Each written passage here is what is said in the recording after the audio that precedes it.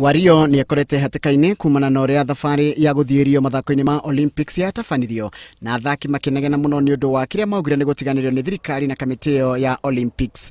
No riu Wario ni agite na andu a kumutetera. Abunge a kuma rũgongo rwa bũrũri matongoretio ni Robert Duba wa Moyale, Mohamed Abbas wa Ijara na Mohamed Shidie wa Lagdera maugite ati Wario tio wagirie gukuithio murigo ucio wa giconoko kia Rio.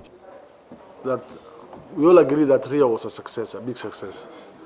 But some things went wrong. But it's good to know what went wrong. What went wrong was management and distribution of sporting kits to the team, accommodation and accreditation of the officials. That's what went wrong. You know, it's good to get what went wrong actually. And that is entirely the domain of NOC. And NOC are not responsible to the minister. This is an independent organization. So what went wrong was NOC. And why did things go wrong for NOC? Because of a gentleman by the name Soy.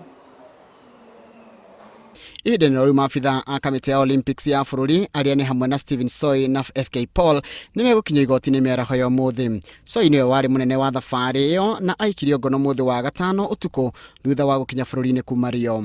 Na mũthia mũikarĩri gĩtĩ wa kamĩtĩ ĩno ya Olympics Kipchoge Keino nĩ arĩkĩtie gũkinya gũkũ bũrũri-inĩ kuma bũrũri wa Brazil na nĩaugĩte atĩ we ndegũtiga wĩra wa kũrũgamĩrĩra kamĩtĩ ĩyo ĩrĩa ĩrĩga gũbunjwo nĩ minista wa mathako Hassan Wario kiumia kĩu kĩrathirire.